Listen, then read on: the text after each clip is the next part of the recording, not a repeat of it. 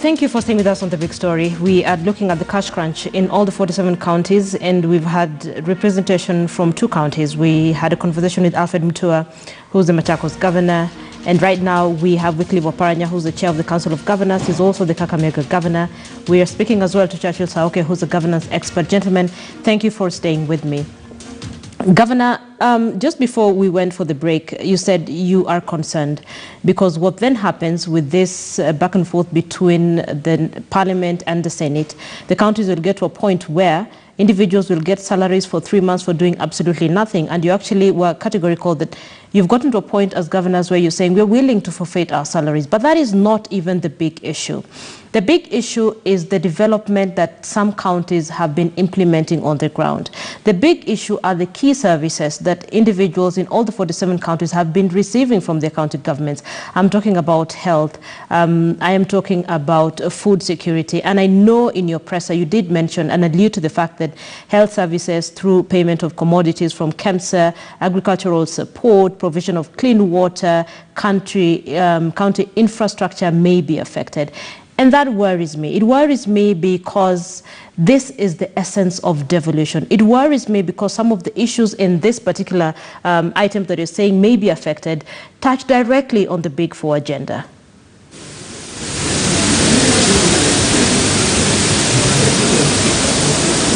Governor, can you hear me? Yes. Can you hear me? Hello? Governor, can you hear me? I cannot hear you very properly. What was your last statement? So can you hear me now? Can I repeat it? Yes, yes. Okay, so I'd said just before the break, we were talking about the fact that we're looking at a scenario where individuals will have to go for about 3 months, getting salaries and doing absolutely nothing. And you're on record saying you're willing to have a scenario where governors have said, we're willing to forfeit our salaries. But for me, and I think for a good number of Kenyans out there, it is not even about salaries. It is about the services that they have been receiving in their county governments. Some of these services are key when you look at health, when you look at food security, and they revolve very closely around the Big Four agenda. Of course, mentioned by President Uhuru Kenyatta.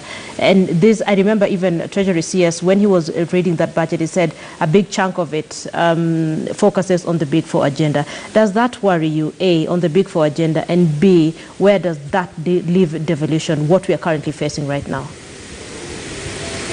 In fact, we at the Council of Governors welcomed very much the Big Four agenda. And the fact that the Big Four agenda actually mainly touched on the functions of the counties. And we thought that since there was this Big Four agenda by the national government, we were going to work together because we are serving the same people. We are going to work together to ensure that this Big Four agenda is a success for the entire nation. But what it has turned out to be is now that the national government has decided now to come and buy medicines, even Panadols for health centers, directly from Nairobi through KEMSA, want to buy equipment directly for the dispensaries and health centers, disregarding the procedures laid down at the county level. They even want now to employ our staff in those facilities in disregard the involvement of the counties. So we are saying that we should work together because already this money is in the budget, the 450 billion.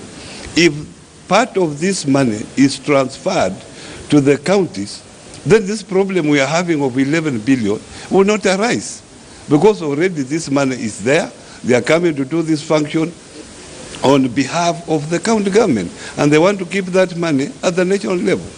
So I'm sure that if this budget is looked at again, then the money will be easily available to the counties to carry out their function. And if I have to repeat, we don't want to be given money for salaries, but these critical services that we are talking about, people are suffering, and we in the office, we are getting money for doing nothing. Yeah, that worries me as well. Churchill, I remember when this whole conversation was going on, we had representation from individuals from TISA, and they were saying this is basically an affront on devolution, that there are individuals who are keen to ensure that devolution does not work in the Republic of Kenya. Let me quote one person here on social media. Ndungu Wainaina says, national government has systematically been undermining and sabotaging devolution through use of administrative, institutional, legislative and budget methods. National Assembly has been the handmaiden for executive in this scheme, just like in the 1960s, and history repeats itself. What are your thoughts? Yes, Linda, thank you. You know, these are not new things. I mean, remember we were coming from an extremely centralized system, and where many people believed in power and resources being concentrated at the national level. And here we have a new constitutional dispensation that is decentralizing power and resources into the constituency level. You would expect a lot of resistance of certain persons at the national level. And I mean, these are things that have happened in other democracies. America, in their construction of their federal system, underwent through some of these things. There are people who are really opposed to the nationalization. There were those who wanted the powers, the states to have more powers. So these are things that we really expect, and we expect more as the constitution is being implemented and devolved structures are taking root.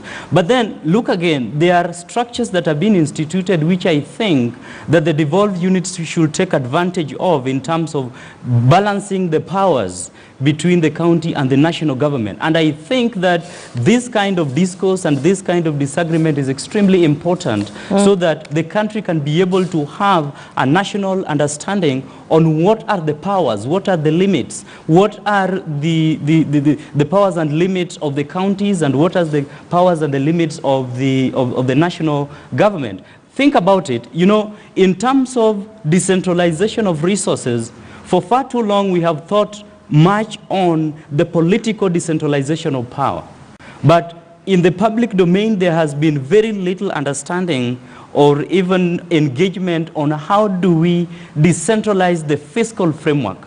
And this decentralization of the fiscal framework has been left more for specific institutions with very little understanding of the public. And this discourse, I think, should be able to inform you know, a new architecture, the coming up of a new architecture that will be able to embolden the county governments in view of the principles of devolution, of accountability. Of course, there has been issues around that the national government has always brought about on the county governments, on the embezzlement of funds. But my thinking is that, you know, those are two things that we must separate. You cannot reduce the funding to the devolved units on ground of misappropriation. That is an issue that requires a penalty. So if you want to, if the national government really wants to punish the county governments by reducing their funding, you are actually not punishing the county governments, you are punishing the people. So there is really need for a national dialogue on the understanding of the decentralization of the fiscal framework moving forward, so that some of these things really must, we can transcend them. Otherwise, we will reach a scenario where systematically and structurally, you know, the national power has capacity to constrain the operations of the county governments. You look at it, for example, the counties have now been given 65 billion shillings. They have about how many days to use that money? It's about less than 2 weeks. And you will then see many governors having to find ways of spending this money, otherwise it will be blocked by IMFI. So I think we really need to have candid discussion at the national level on how this fiscal framework needed to be undertaken moving forward, lest we have more and more functions being taken back to the national level. No, that line of embezzlement of funds may actually not work with respect to counties, because there are those who would argue, I mean, you've had embezzlement of funds even at the national level, so you can't punish counties because of this. Governor, if you can hear me, stay with me, because I want you to have the final word in this conversation. But right now I want to bring in Joshua Kipto, who's the Speaker at Nandi County. Joshua, good evening. Thank you for speaking to me on The Big Story. I'm speaking to Joshua Kipto, A, because he's the Speaker of the Nandi County, B, because he is a lawyer. And Joshua, from your legal perspective, from your legal mind, we find counties find themselves in an awkward position. and there are calls for national dialogue to ensure this is resolved. But how do we ensure that as a country we don't get ourselves in the scenario we find ourselves as counties right now? Joshua, can you hear me? Joshua? I seem to be having a problem with Joshua Kiptor, who's the speaker in Nandi County. But let me come to Governor Oparanya. Governor, so there was a meeting today with the Deputy President, Dr. William Samoei Ruto, and there's an amount of money that was released to counties, but this is not the solution at the end of the day. And you are the chair of the Governor's Council. For the Kenyans, millions of Kenyans watching out there, you have been very categorical that there are some functions that will not be provided by the county governments. If you are to give an assurance to Kenyans out there, and I know that this is not your fault at all, what is currently happening, what would you tell them as the chair of the Governor's Council? Now, let me tell you before I come to that. Yeah, there is this commission called Commission on Revenue Allocation. Yes. It's a constitutional commission, independent commission, which was established some about 6 years ago to carry out the function of making sure there is proper allocation of money between national government and county government.